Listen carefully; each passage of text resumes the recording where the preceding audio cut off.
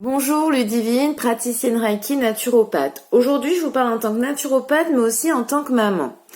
Je vais vous présenter un petit déjeuner pour les 3-11 ans, mais en prenant en compte la réalité du quotidien. Il faut toujours trouver l'équilibre entre l'idéal et puis la vie quotidienne, notre rythme, tout ça.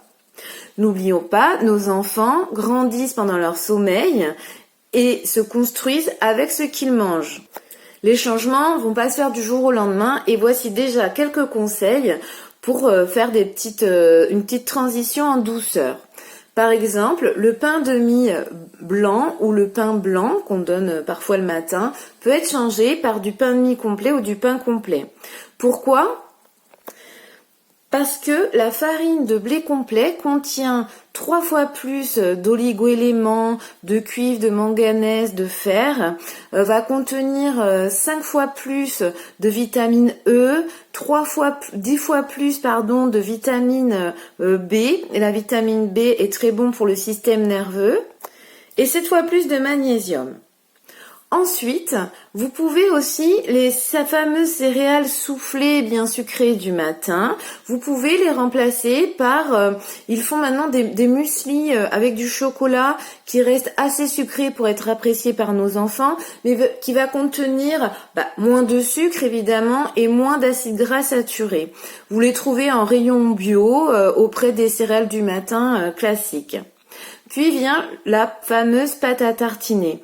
Alors moi je vous conseille quand même, si vous ne pouvez pas complètement la supprimer, de passer vers une pâte à tartiner bio qui va être quand même moins sucrée, avec moins d'acides gras saturés.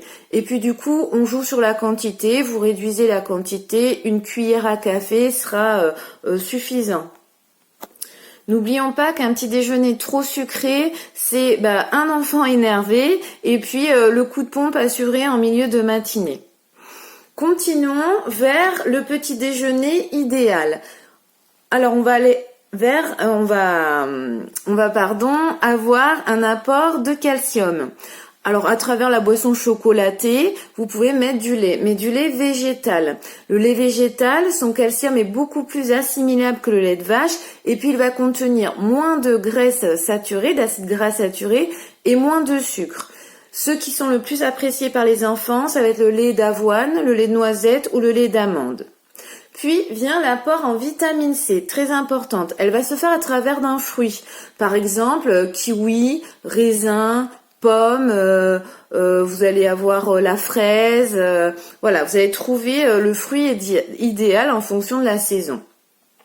Vous pouvez, pour attirer un petit peu plus l'œil, les couper en morceaux, les mélanger entre eux, faire un mélange de couleurs. Et puis pour ceux qui ont un peu plus le temps, faire un jus avec l'extracteur de jus dans lequel vous allez mettre un petit peu de jus de légumes. Ils vont pas trop s'en apercevoir. Le jus de carotte ou le jus de feuilles d'épinard a un goût peu prononcé qui va être en dessous du goût du fruit. Il y a les smoothies aussi qui sont intéressants, dans lesquels vous pouvez rajouter une banane qui est riche en magnésium ou des graines, des oléagineux qui vont être riches en vitamines, en bons nutriments et riches en vitamines du groupe toujours B.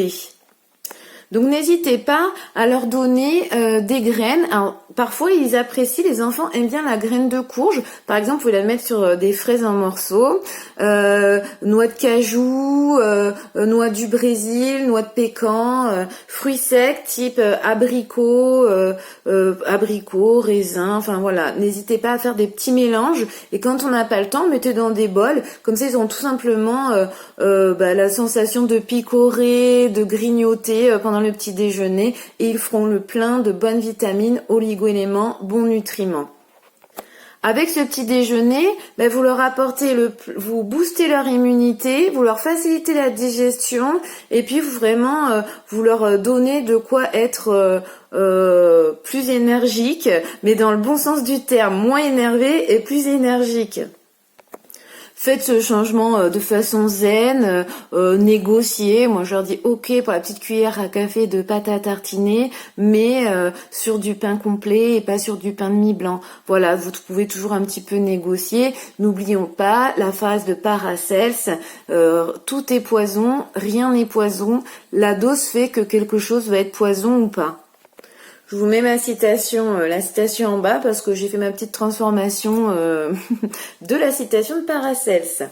Voilà, alors je vous souhaite une très belle journée. N'oubliez pas, ces vidéos sont pas personnalisées, donc elles ne peuvent pas remplacer un rendez-vous chez une naturopathe ou une consultation, un bilan naturopathique. Voilà, si vous avez aimé, cliquez sur abonner et puis retrouvez-moi la semaine prochaine où on va parler perte de poids et naturo. À bientôt, bonne semaine.